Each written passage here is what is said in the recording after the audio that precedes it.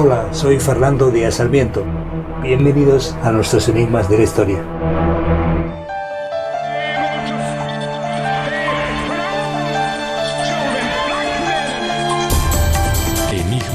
Enigmas de la historia. Después del proyecto Géminis, iniciado en 1964, comenzó el programa Apolo, que tuvo un trágico comienzo con el desastre de 1967. La primera misión en acercarse a la Luna fue la del Apolo 8. Su comandante era Frank Borman. Las palabras que transmitió al contemplar la Tierra estuvieron basadas curiosamente en la Biblia. En el principio creó Dios los cielos y la tierra, lo que provocó una demanda de la atea Madeleine Murray Her, porque según ella la cita bíblica violaba la separación Iglesia-Estado. Borman justificó su acción diciendo que tenía el enorme sentimiento de que había un poder mayor que ninguno de nosotros, que había un Dios y desde luego un principio. Hablamos en nuestros enigmas de la historia de esos astronautas cristianos. Hablamos de ese desafío explorando la creación y admirando al Creador.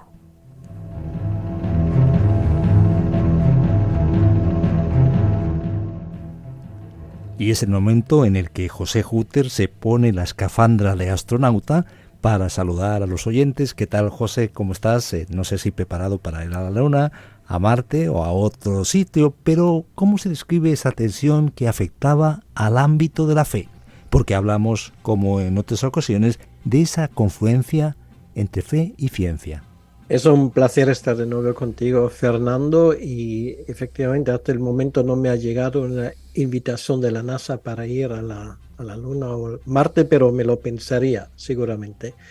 Bien, pues en cuanto a tu pregunta, efectivamente ese incidente con Madeleine Murray O'Hair, que criticaba duramente las palabras de Borman o su uso de la Biblia, bueno, se hicieron bastante famosos. Lo que ocurre es, uno no puede separar las emociones de la gente que están en estas situaciones límites de sus tareas, vamos a decirlo, científicas. Estamos hablando de personas y bueno, cada uno es distinto. En este caso teníamos con Frank Borman un miembro de la tribulación con una fe muy profunda.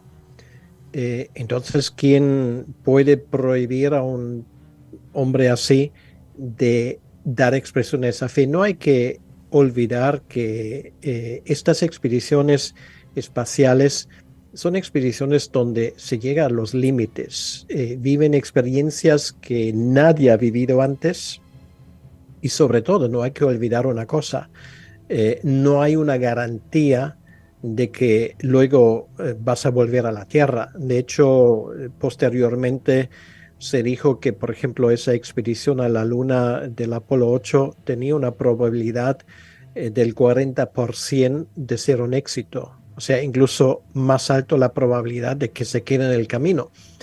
Entonces, es evidente que lo más profundo del ser humano pues llega a la superficie. En el caso de Frank Borman y por cierto de otros astronautas de los cuales vamos a hablar, pues sus convicciones de fe llegaron a la superficie y creo que esto es algo que hay que entenderlo perfectamente. Creo que la última vez ya dijimos que es raro que una persona que va al espacio vuelva como un personaje atea.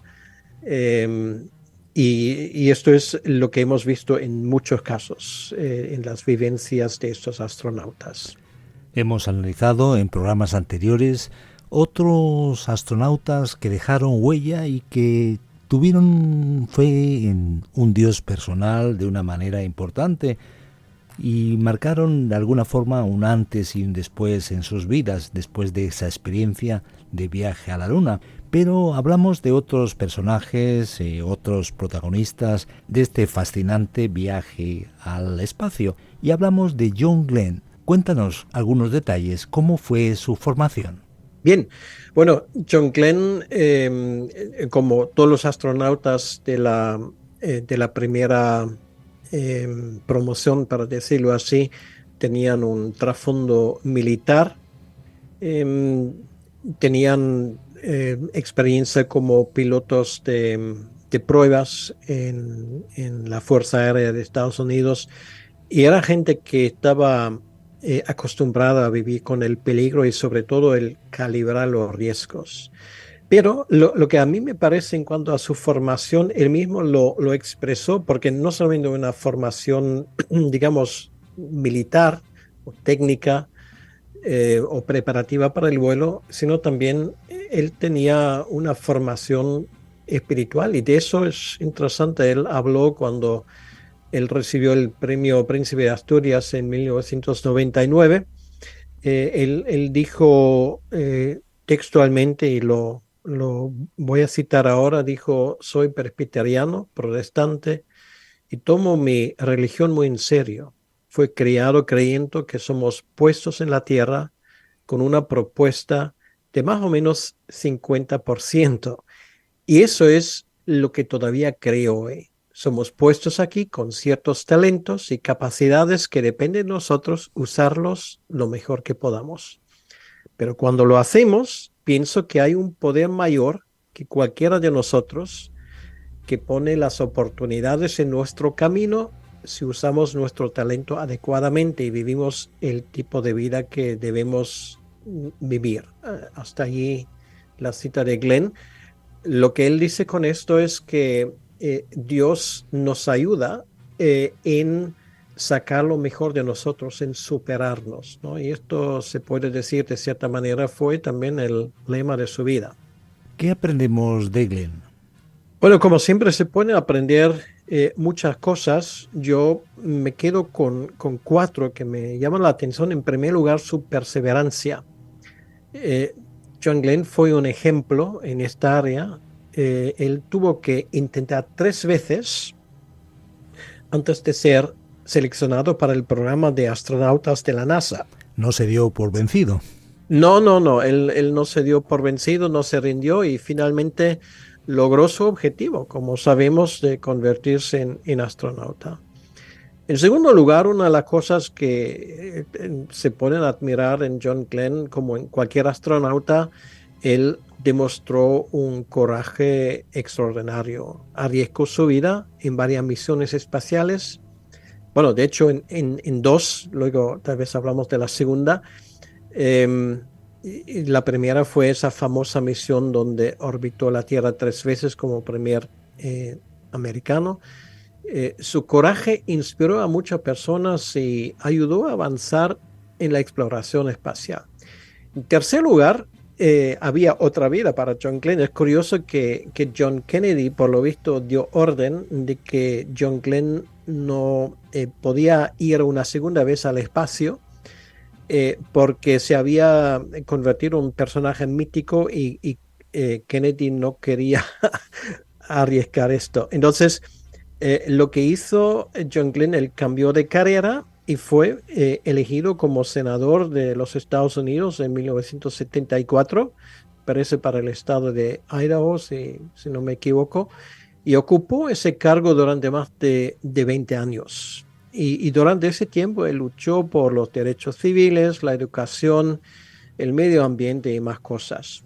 Y una última cosa, vemos en este hombre un hombre con grandes ambiciones, pero siempre esas ambiciones se lo puso al servicio del público, vamos a decirlo así. Tanto como en su servicio militar, como en su servicio como astronauta y luego también como senador. Para él realmente lo que podemos aprender que él vivió en muchos sentidos para los demás. Y también una cosa muy interesante, él fue el hombre más viejo en viajar al espacio. Porque fue curioso, aunque Kennedy en su momento prohibiese que él pudiese ir de nuevo, pues cuando él tenía 77 años, finalmente se fue a bordo de un transportador en el año 1998, de un transportador espacial, y se convirtió en el astronauta más viejo de todos los tiempos, a sus 77 años, lo cual podemos decir, nunca es tarde y nunca se sabe cuando tal vez tengas otra oportunidad en tu vida para conseguir el sueño que siempre has tenido. Interesante, sin duda. Hablemos de James Irving. James Benson Irving fue astronauta estadounidense y el octavo hombre sobre la Luna. Entre el 31 de julio y el 2 de agosto de 1971 participó en la misión Apolo 15. Estuvo 12 días, 7 horas y 12 minutos en el espacio y realizó 3 EVAs, actividades extravehiculares lunares, en total 18 horas, 7 minutos. También fue el primer astronauta en recorrer la Luna a bordo de un vehículo todoterreno. Tras haber pisado la Luna, declaró: «Sentí el poder de Dios como nunca antes lo había sentido». Hablamos de James Irving. Si quieres anotar o añadir algunas características de su vida, de su formación y especialmente cómo compartió esa experiencia después de su etapa en la NASA. Bueno, para Irving realmente su estancia en la Luna marcó un antes y un después. Bueno, él no había llegado allí como persona incrédula o escéptica, ¿no? Él tenía su fe y sus convicciones. Lo que pasó es que esto lo ahondó tremendamente. Y cuando él termina, cuando él termina su carrera espacial después del vuelo del Apolo 15, él nunca volvió al espacio. Él tomó la decisión de compartir su fe en una serie de conferencias. O sea, él viajó por todo el mundo para hablar de su experiencia en el espacio y también de sus convicciones como creyente. Incluso es interesante que en 1973 Irving organizó una expedición a Turquía tratando de encontrar los restos del arca de Noé. Sin embargo, bueno, no lo encontró, pero fue muy interesante lo que él cuenta de esa expedición. Finalmente, él falleció de un ataque al corazón en 1991. Y bueno, en lo personal, si lo puedo decir, para mí, yo tenía el gran privilegio de encontrarle o verme con él personalmente en el año 1981, en una conferencia que él daba en aquel entonces en Alemania, y bueno, podía intercambiar algunas palabras con él. Él me dedicó un libro, pero bueno, eso es lo de menos. Lo que es muy interesante fue la tremenda convicción con la cual habló ese hombre, y el significado que tenía esa experiencia en la Luna para él. Esto marcó su vida, y lo más importante para él no era el hecho de que él había llegado a la Luna, de encontrarse en ese número especial de solamente 12 personas, sino de que Jesús había venido a su corazón. Esto para él, y eso se notaba, esto le llenaba completamente. Hablemos también de Charlie Duke. ¿Cómo fue su formación y su participación en proyectos de la NASA? Y también qué lugar tuvo su fe en su labor como astronauta. Sí, bueno, en el caso de Duke ocurre casi lo mismo como en el caso de Irving. Él solamente participó directamente en una expedición a la Luna, que fue la del Apolo 16. Estaba de suplente tanto para el Apolo 13 como el Apolo 17, pero solamente fue una vez al espacio.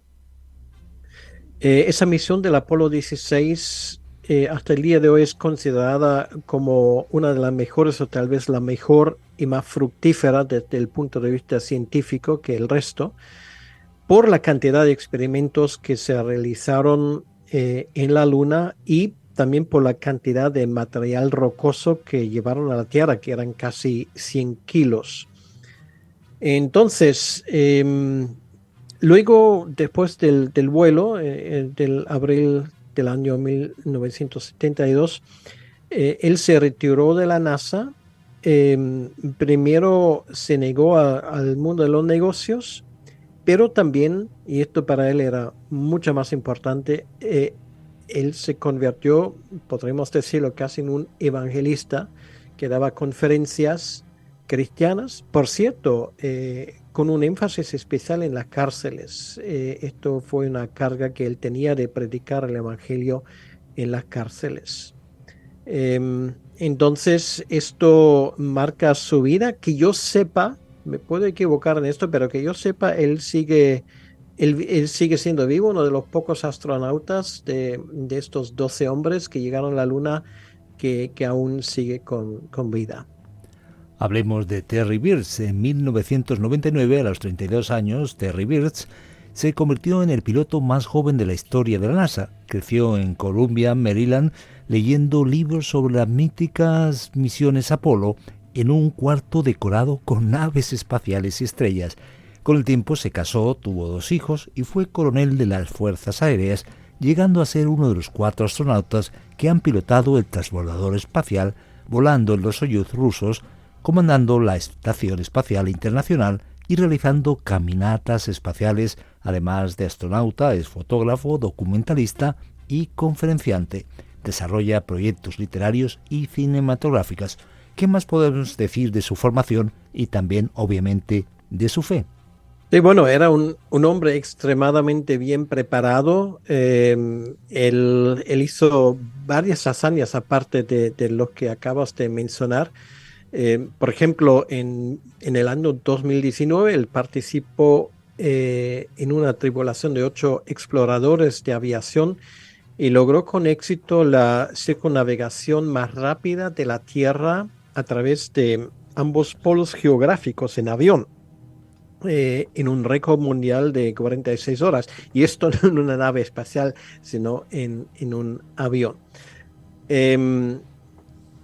Lo que habla de su fe cristiana es esa cita que me gustaría leer, donde él habla de su fe y dice literalmente: soy cristiano. De hecho, haber estado en el espacio volvió más fuerte mi fe.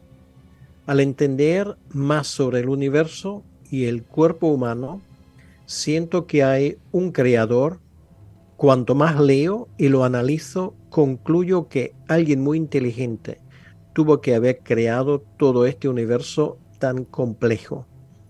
Eh, Impresionante la cita porque una vez más nos enseña de que muy lejos de querer construir una contradicción entre fe y ciencia, su testimonio va justamente en el otro lado, diciendo de que más que conoces de que cómo funciona este universo, más imperante se hace la necesidad de creer en un Dios que lo ha creado todo.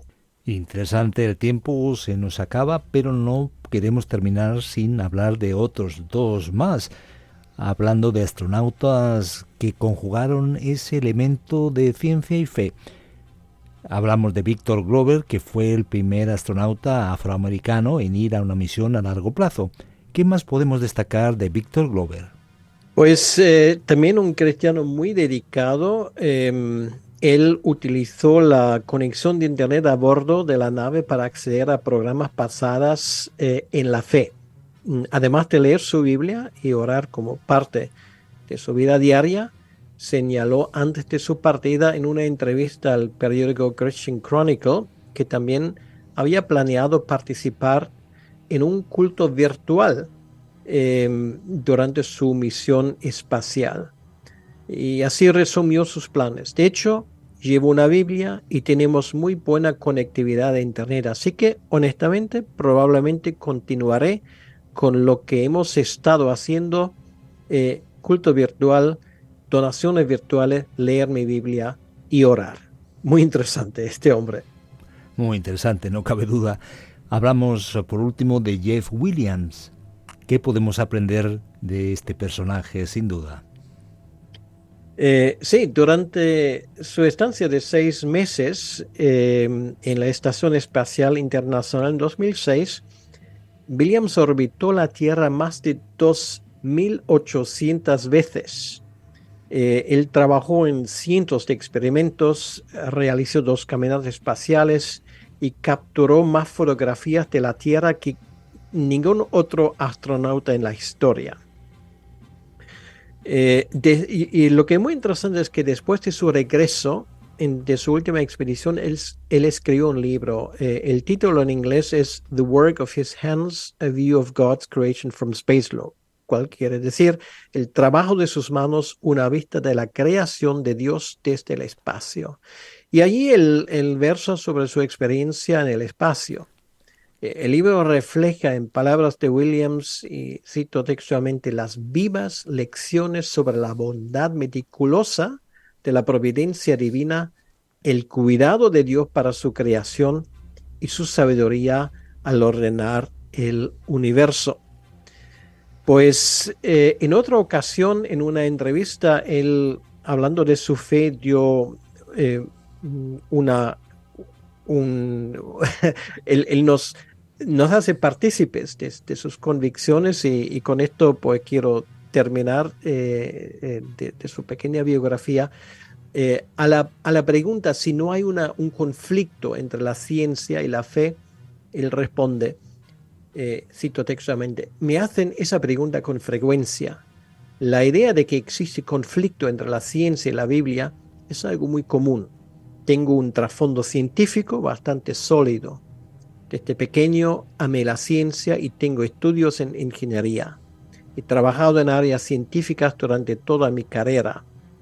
He sido cristiano por más de 30 años. Debido a ese aparente conflicto entre la ciencia y la fe, he pasado mucho tiempo estudiando. Mi conclusión ha sido durante mucho tiempo la siguiente. El conflicto no es entre la Biblia y la ciencia. La ciencia es el estudio de los fenómenos observables y repetibles. El conflicto no está ahí. El conflicto está en las presuposiciones que van detrás de tu ciencia. Así que es una cuestión filosófica. Hay conflicto entre la Biblia y la filosofía que pretende explicar toda la realidad sin incluir a Dios. Hasta aquí la cita. Y me parece extraordinario este planteamiento que él hace, porque en palabras muy sencillas, él resume realmente cuál es el problema evidente en este caso, un problema filosófico, no un problema científico. Muchas gracias, sin duda son personajes apasionantes e impresionantes a la vez. José, ¿con qué te quedas? Bueno, me quedo con muchas cosas, pero vamos a decirlo, sobre todo me quedo con esto. Basándome en la cita que acaba de dar de Williams, realmente la creación de Dios, como dice el Salmo 8, es otra forma de una revelación divina. Cuando vemos el universo, bueno, el Salmo habla de ello, cuando veo los cielos que tú has creado, etcétera, etcétera. Esto nos habla de nuestro Dios. Y a mí me ocurre tantas veces cuando miro, por lo menos cuando el cielo me lo permite, las estrellas y veo todo esto y no es comparación con lo que estos hombres han visto, me inunde esa tremenda convicción que todo esto obedece a la inmensa sabiduría no solamente de un creador, sino de mi creador. De la misma manera como Dios hace funcionar el universo, Él también hace funcionar, si cabe esa expresión, mi vida. Y no solamente esto, no es un Dios anónimo, sino es un Dios personal que cuida de mi vida y que ama profundamente. Y con esto me quedo cuando leo las biografías de estos hombres. Con ese Dios personal y cercano nos quedamos. Muchas gracias, José Hutter, por estar con nosotros. Gracias por estar con nosotros en nuestros enigmas de la historia. Síguenos en las redes sociales. Suscríbete a nuestro canal.